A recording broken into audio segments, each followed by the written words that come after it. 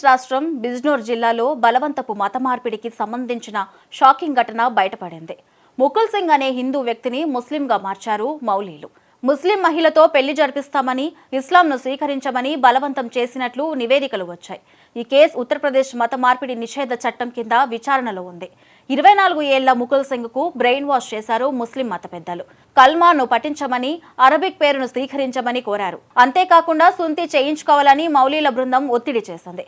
మతం మారడానికి నిరాకరిస్తే శాపాలు తగులుతాయంటూ బెదిరింపులకు దిగారు. ముకుల్ సింగ్ తండ్రి జస్వంత్ సింగ్ ఫిర్యాదు మేరకు ఫిబ్రవరి 9న 2 మత పెద్దలు సహా 5గురిని అరెస్ట్ చేశారు.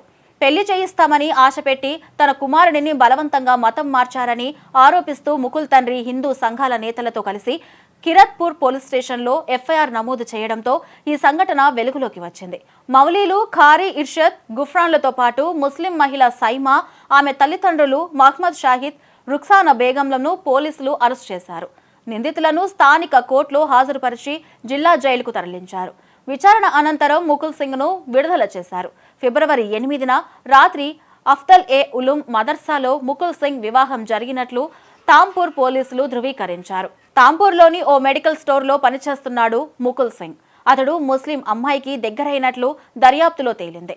అతడిని పెళ్లి చేసుకోవాలనే కోరికను ఆమె వ్యక్తం చేసింది.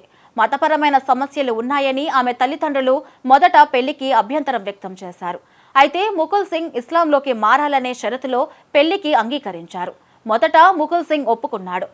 మహీర్ అన్సారీ అనే పేరును స్వీకరించాడు. వివాహ వేడుకను మదర్సాలో నిర్వహించారు. ఈ ఘటనలో బలవంతంగా మత మార్పిడి ప్రమేయం ఉందా అనే కోణంలో పోలీసులు కేసును క్షుణ్ణంగా విచారిస్తున్నారని superintendent of police Dharam Singh Marshal తెలిపారు. అరెస్టైన వ్యక్తులను విచారిస్తున్నట్లు పోలీసులు తెలిపారు.